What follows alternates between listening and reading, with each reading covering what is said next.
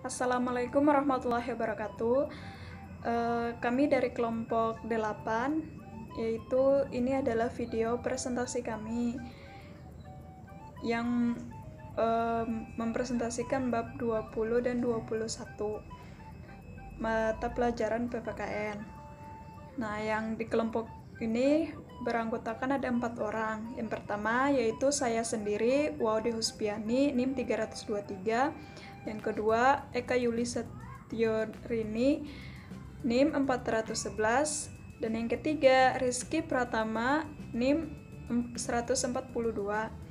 Dan yang terakhir, Azizan Burhan Rizqolillah, NIM 68. Nah, selanjutnya langsung masuk materi, yaitu bab pertama itu bab 20 tentang mengenal simulasi dan simulasi sosial. Simulasi berasal dari kata simulat yang artinya pura-pura atau berbuat seolah-olah. Kata simulation artinya tiruan atau perbuatan yang pura-pura.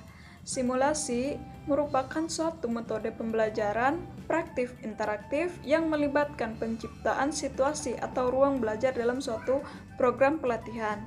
Tujuan simulasi adalah untuk memunculkan pengalaman pembelajaran selama mengikuti program pelatihan.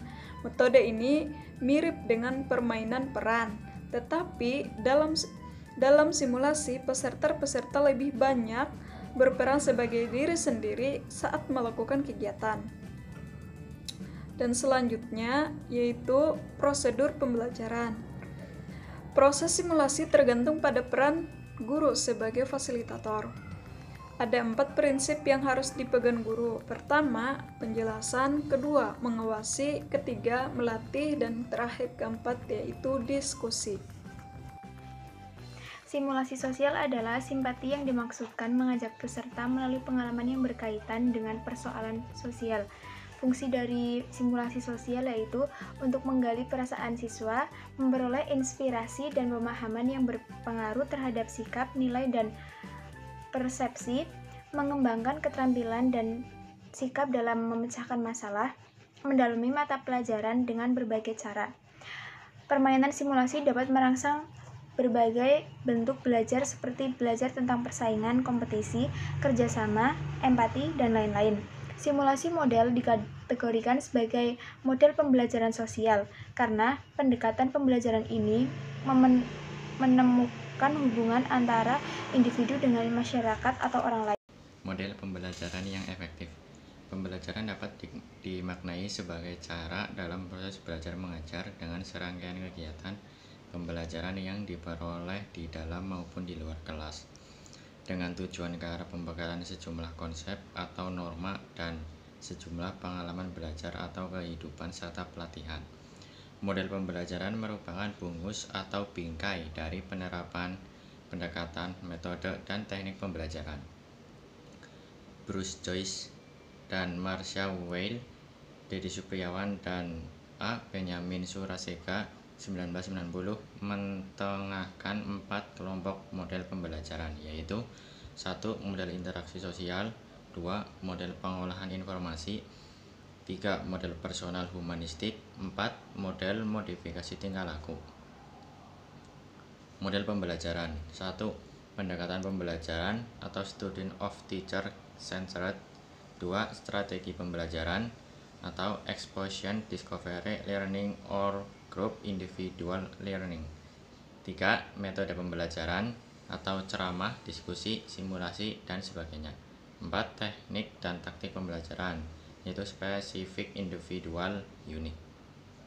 Assalamualaikum warahmatullahi wabarakatuh. Perkenalkan, nama saya Azizan Burhan Rizqolillah, NIM 1902010068. Oke, saya akan melanjutkan presentasi dari kelompok kami. Untuk Abin Samsudin Makmun 2003 mengubahkan 4 unsur strategi setiap usaha, yaitu 1. Mengidentifikasi dan menetapkan spesifikasi dan kualifikasi hasil output dan sasaran target yang harus dicapai dengan mempertimbangkan aspirasi dan selera masyarakat yang memerlukannya.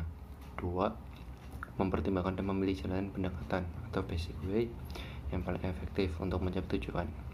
Yang ketiga, mempertimbangkan dan menetapkan langkah steps langkah yang akan ditempuh sejak awal titik sampai dengan sampai sasaran. Keempat, mempertimbangkan dan menetapkan tolak ukur atau kriteria dan patokan ukur atau standar untuk mengukur dan menilai taraf keberhasilan atau achievement dalam usaha. Untuk slide selanjutnya, jika diterapkan dalam konteks pembelajaran, keempat unsur tersebut adalah menetapkan spesifikasi dan kualifikasi tujuan pembelajaran, yakni perubahan profil perilaku dan pribadi secara peserta didik. Kedua, mempertimbangkan dan memilih sistem pendekatan pembelajaran yang dipandang paling efektif. Yang ketiga, mempertimbangkan dan menetapkan langkah atau prosedur, metode dan teknik dalam pembelajaran. Keempat, menetapkan norma dan batas minimum ukuran keberhasilan dengan kriteria dan ukuran keberhasilan. Sekian presentasi dari kelompok kami. Wassalamualaikum warahmatullahi wabarakatuh.